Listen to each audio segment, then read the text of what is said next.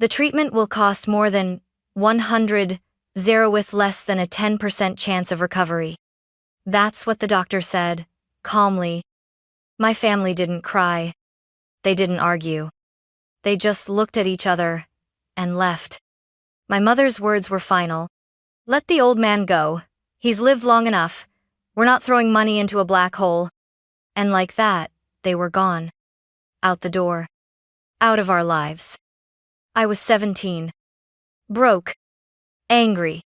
Terrified. But I stayed. I emptied my college savings. I signed repayment forms. I took a job cleaning floors at the same hospital. Because he wasn't just an old man. He was my grandfather. And I refused to let him die alone. What they didn't know was she'd live another 7 years. And I'd become everything they said I couldn't be. When he died peacefully at 91, they came back. Not for him. But for what he left behind? The hallway was too quiet. I could still hear the echo of their footsteps long after the elevator doors had closed. I stood there, alone, clutching Grandpa's medical chart in one hand and my half-empty wallet in the other. My mother had been the last to leave. She didn't even look at me. Just tossed a cold glance over her shoulder and said, "You can stay if you want, but don't come asking us for anything later." Then she was gone. The nurse beside me shifted uncomfortably. "Are you Caroline?" I nodded, my throat tight. "We'll need someone to sign the financial responsibility forms. The insurance only covers about 30% of his care. Without intervention, he won't make it through the week." I didn't hesitate. Not because I wasn't scared, God. I was terrified. But because I couldn't bear the thought of him waking up in pain and realizing no one had stayed. I signed every form they handed me. The stack felt like a legal execution. I handed over my college savings, 200 scraped together from scholarships and summer jobs. Then I called the HR office downstairs and begged for a job, any job. By 6 p.m., I was scrubbing floors in the pediatric wing. By 10 p.m., I was back at Grandpa's bedside, holding his hand while machines beeped and buzzed around us. He didn't wake up for 3 days. When he finally did, his voice was weak, his eyes watery. But the first thing he whispered was, "You stayed." I nodded, tears blurring everything. Always.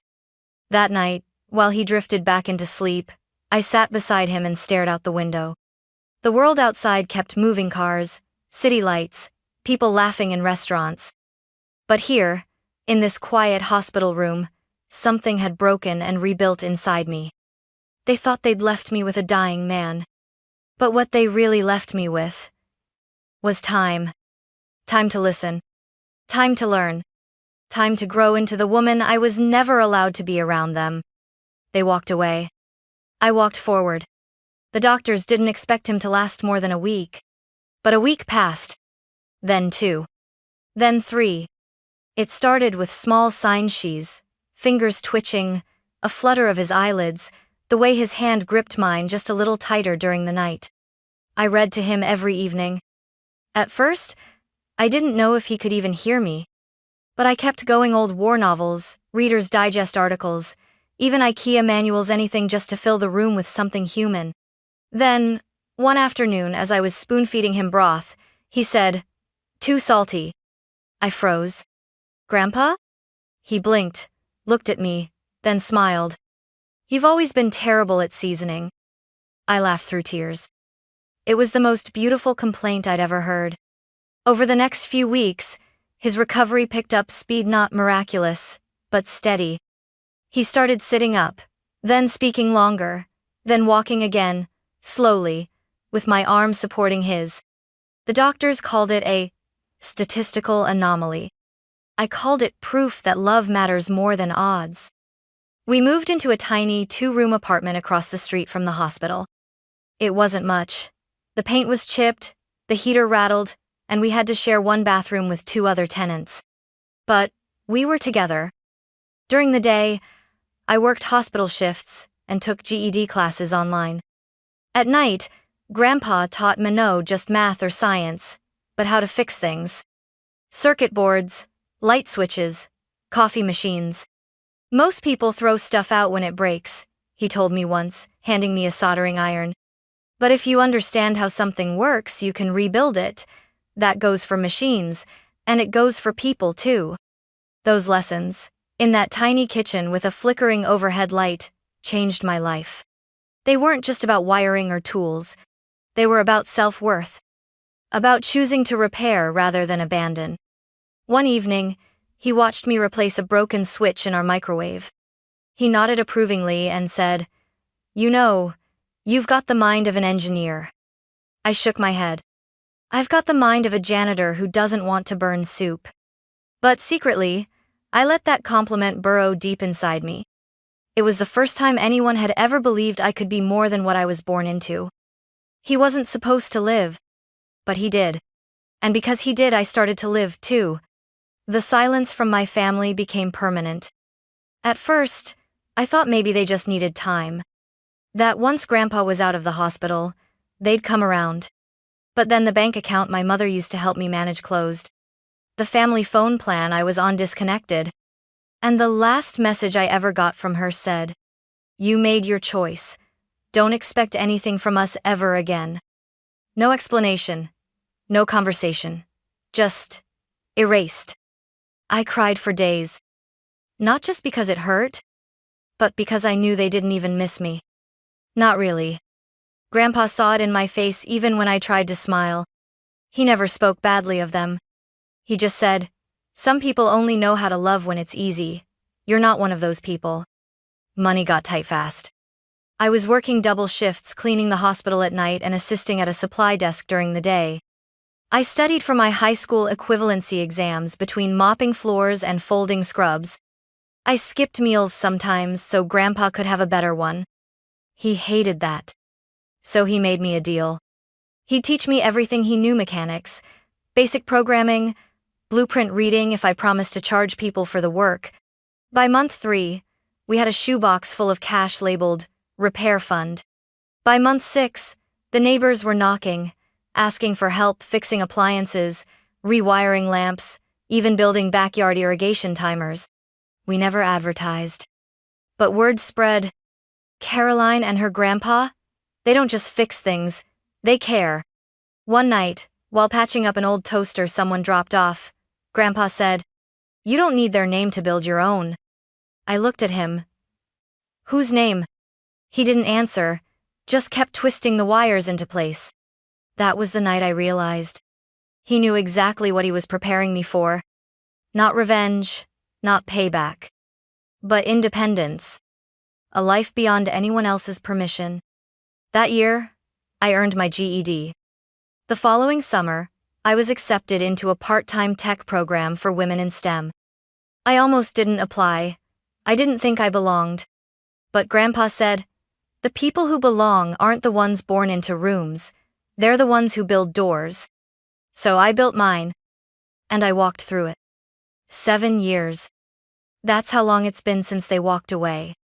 7 years since I signed hospital forms with shaking hands and a college fund I no longer had. 7 years since I became the girl who stayed. And in those 7 years, I became something more. I became Caroline Green. Not just the girl with a soldering iron and a mop, but a builder of systems, a fixer of what others threw away, a woman with a name that meant something beyond the family that abandoned her. It started in our garage. Grandpa and I built a prototype for an emergency fall sensor. Something simple, wearable, affordable. We tested it for months. Grandpa even fake fell around the kitchen just to help. We pitched the design to a local clinic. They loved it. Soon, we had our first tiny grant, then a second, then a small team of 2 interns who believed in the idea enough to work for coffee and hope. We named the project Safe Step. By year 5, we were registered as an LLC. By year 6, we had contracts with 3 elder care facilities in the state. And by year 7, our devices were protecting over 10,000 senior citizens. Grandpa became our advisor, our mascot, our favorite test subject. But more than anything, he was my anchor. Every decision, every late night, every design sketch taped to the wall, And he was there. He didn't always say much, but when he did, it mattered. Success means nothing if it makes you forget who you are. The local paper ran a story on us one winter. From hospital janitor to CEO, the woman who built her future from a broken past. I didn't send it to my mother. I didn't need to. The story made its way around town, around extended family, around everyone who once said I was wasting my life on a man already dying. I didn't gloat. I didn't call. I didn't respond to the cousin who emailed, "Hey, long time how've you been?" Because I knew something they didn't. My name didn't come from them. It came from every night I didn't quit. From every screw I turned. Every bill I scraped to pay. Every word Grandpa whispered when I didn't think I could do it. He was 91 when his health began to fail again. Slower this time. Gentler. He still drank his morning coffee. Still gave me feedback on my code. Still smiled when I walked into the room. But we both knew. This time, he wasn't going to recover. And for the first time in years, I was the one who didn't want to let go. He passed away on a Tuesday morning. The light outside was soft like the world already knew it needed to be gentle. I found him in his chair by the window, the one he always called his thinking spot. A closed book in his lap. A half-drunk cup of tea by his side. And a faint smile still resting on his face. No machines. No chaos. Just peace. I held his hand for a long time before I could even call the hospice nurse. Not because I didn't know what to do, but because I wasn't ready to live in a world without his voice. The funeral was small, just like he wanted. No flowers. No grand speeches. Just neighbors, a few colleagues from our early Safe Step days, and the nurse who once said he was the kindest patient she'd ever met. I was standing at the edge of the churchyard, thanking people as they left, when I heard the sound of heels on gravel. Expensive ones. I turned and froze. There they were. My mother. My uncle, and his wife. My cousin in a sleek black suit like he was walking into a stockholder meeting. They looked around like they were tourists at someone else's grief. My mother opened her arms, as if the past 7 years hadn't happened. "Caroline, sweetheart, you've grown into such a woman." I didn't move. Didn't speak. She tried again. "I know things got messy back then, but we're still family, and your grandfather, he would have wanted us to be together for this." I wanted to laugh. To scream. To ask if she remembered leaving me in that hallway like a used tissue. But I didn't. I just nodded toward the chapel. "He's inside. You have 5 minutes." After the service, as I was gathering programs and quietly folding the donation slips for our new elder care grant, she came up beside me again, this time with that tight smile I remembered from every passive-aggressive birthday dinner. "So, about the estate," she said lightly. "We assume there's a will. Your grandfather wasn't careless." I met her eyes. Flat. Emotionless. "There is," I said. Her smile widened like a net. "Wonderful. We'll need to discuss how everything will be divided."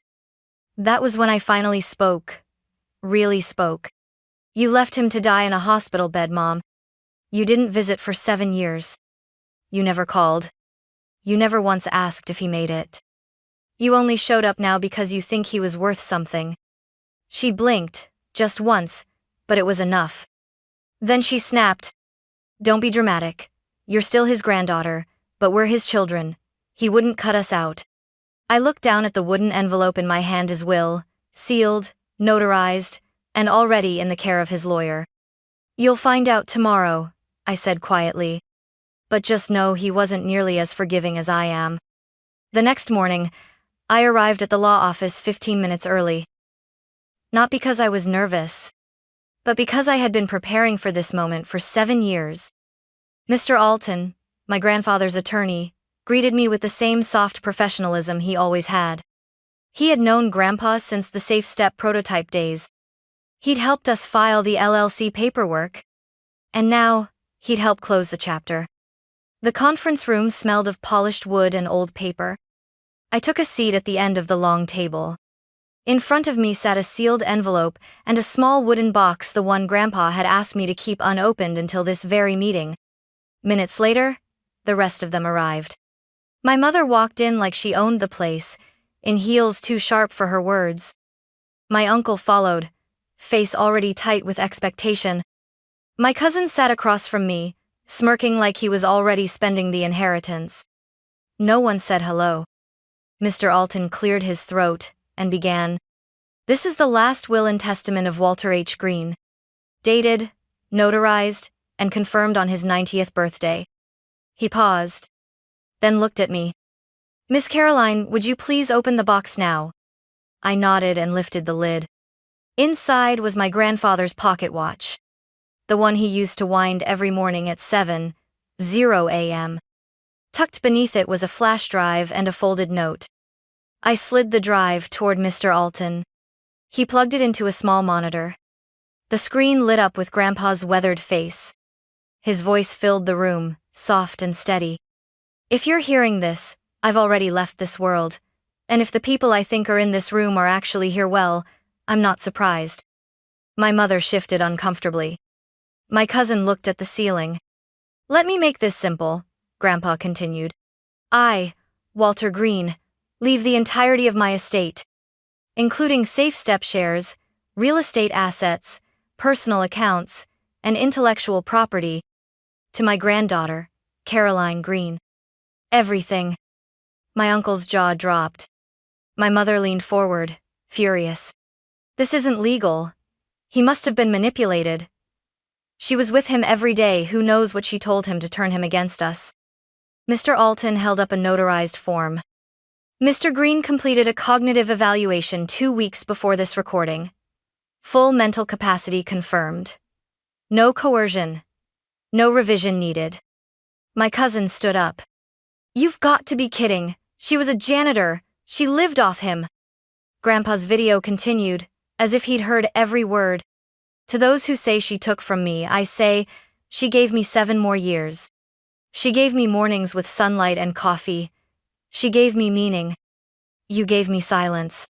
You left me to die because I was inconvenient. She stayed and built something. Not just a company, a life.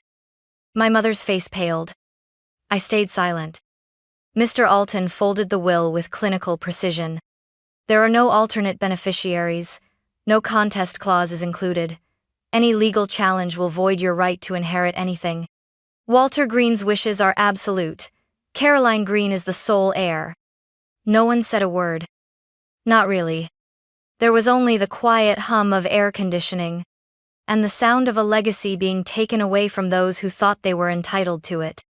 As they left, one by one, my mother looked at me for the first time with something that almost resembled fear. But I didn't flinch. Because now she knew. I wasn't the girl they abandoned. I was the woman he chose. They didn't leave quietly.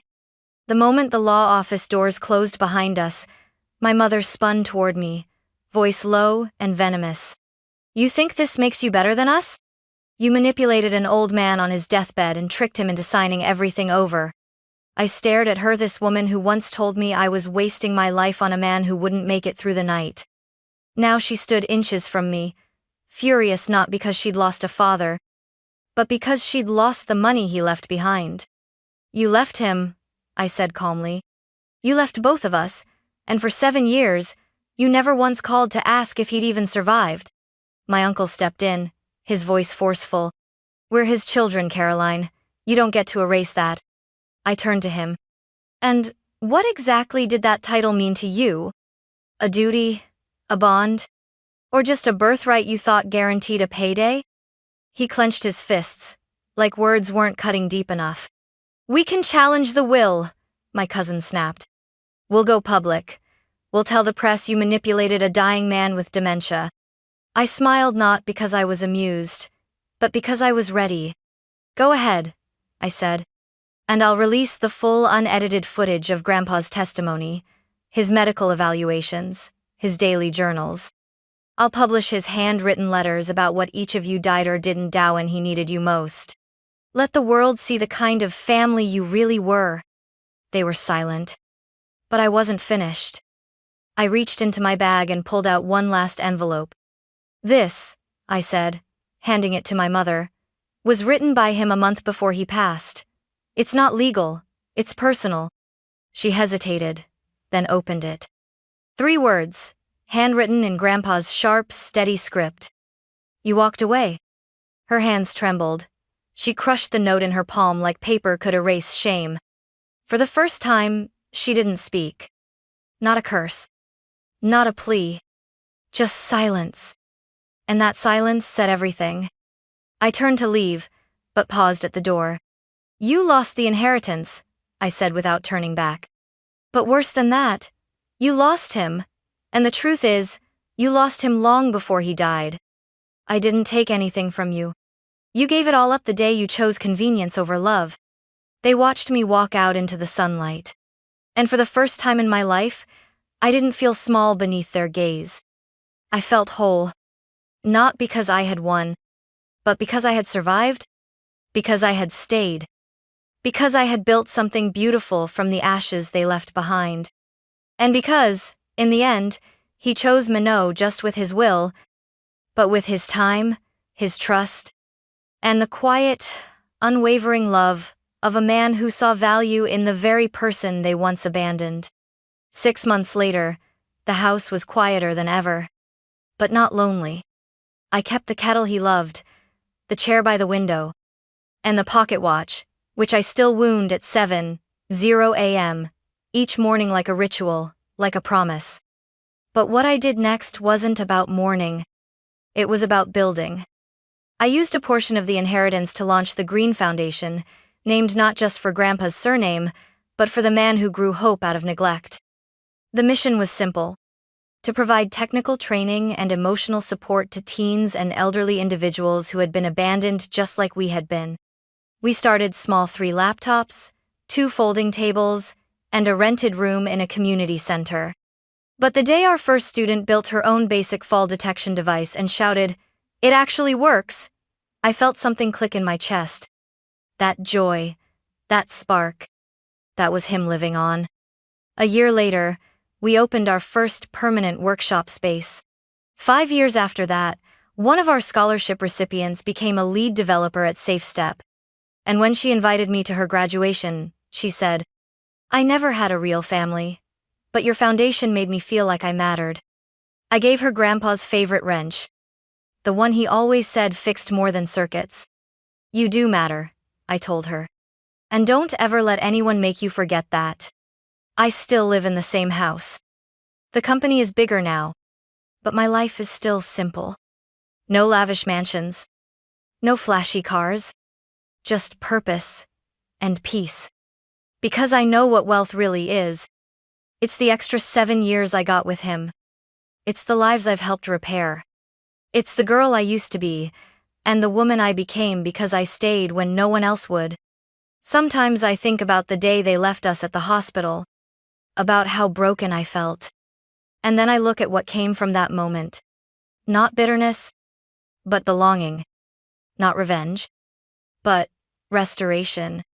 Not inheritance, but legacy. Tonight, I'll wind the pocket watch again. And one day, when I know someone else is ready, I'll pass it on. Not because it's valuable, but because it carries everything that matters. And I'll say what he once told me. You stayed. You built. And now, it's yours.